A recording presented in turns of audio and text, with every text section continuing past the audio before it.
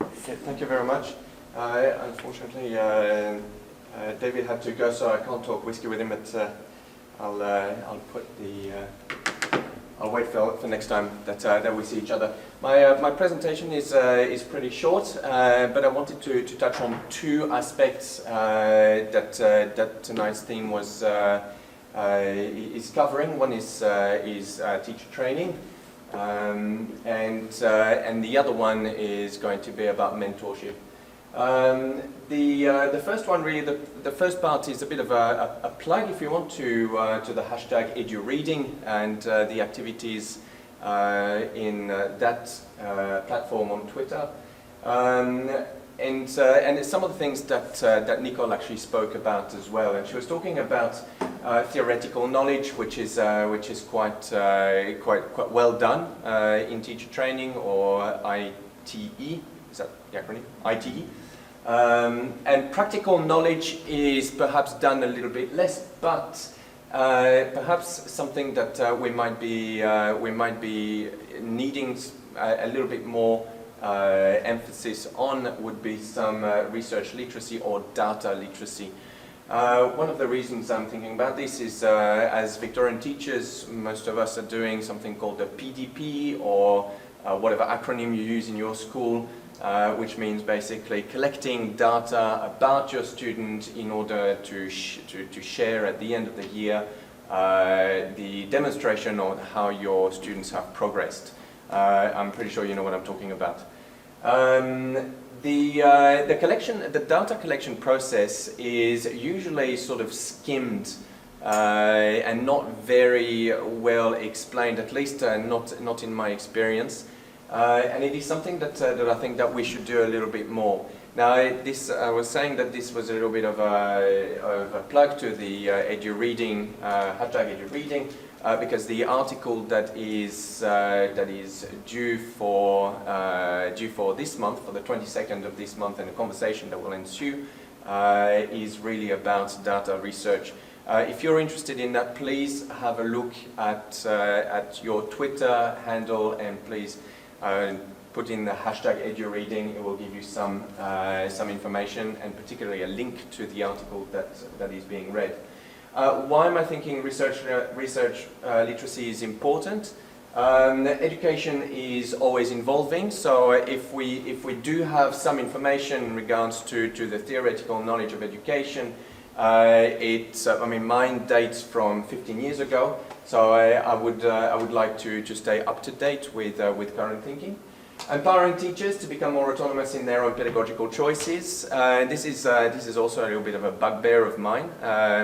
I dislike having anybody in a more senior position tell me what I should be doing and how I should be standardizing my tests, for example. I think this is detrimental to the effort of teaching languages, which is what I'm doing. Participate in discussions as professional. This is about the status. We have talked about that in a previous Teach Meets, about the professionalism of the teaching profession, and perhaps the fact that there is a discourse that teachers aren't quite the professionals that they should be, and this is something that I think that research literacy would help us towards that. And of course, it continues to play a role in a theoretical foundation of our profession. So the ability to read research is, I think, one of those skills that we need to be able to do. Sorry, that's the alarm for my son to brush his teeth. That's so cute. Okay. The second part of this presentation is about the dynamics of mentee-mentor, and since I'm interested in languages, I'm just going to start here with the mentor, where we get this word from. The word mentor actually comes from Greek mythology. It was the name of a friend of Odysseus, who you might know for his amazing adventures. So mentor is the name of that character who is put in charge of Odysseus' son, called Telemach. So the Greek, the etymology of the term actually means the one who thinks. I can go on a little bit about the etymology of this term, but you might know the Latin word mens, which means the mind or the thinking, or in French the end of adverbs ment actually comes from the action of the mind, which is etymologically linked to this particular thinking. Now, if the mentor is the one who thinks, they are often associated with what we call the pupil. Now, the pupil also has an interesting etymology, the meaning is the small image of oneself. The word poupée in French is associated with this word of pupil. The pupil in your eye is when you look at somebody straight in the eyes, you see a small reflection of yourself, which is the idea. The meaning behind the pupil is also that of a ward or an orphan child.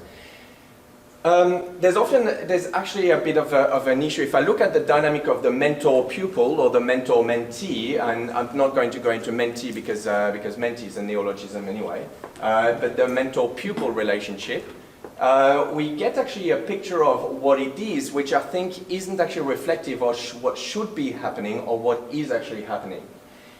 The expert learner or mentor-mentee or mentor-pupil relationship is more based on the complex information which is shared between the two. It is not so much based on the fact that there is one expert and there is one learner. It's actually quite different to that. The mentors learn from the mentees and vice versa.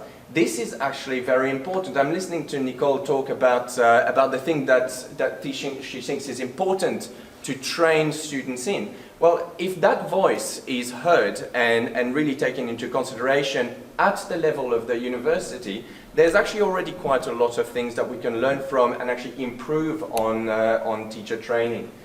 Mentees are not empty vessels. I think it was my philosophy teachers who was talking about the empty vessels. I forget the exact reference, but you see the picture. We need to break this idea that if we're going to be a mentor to a student teacher or a mentor to an early career teacher, we as more experienced teachers, we have as much to learn from them that they have from us. It needs to be a dialogue, and the dynamics perhaps need to be changed, not just in what we are doing, but also actually in the terminology that we are using. And perhaps, from 2,500 years ago when Homer was writing about mentor, perhaps we can actually move on a little bit from there. Thank you.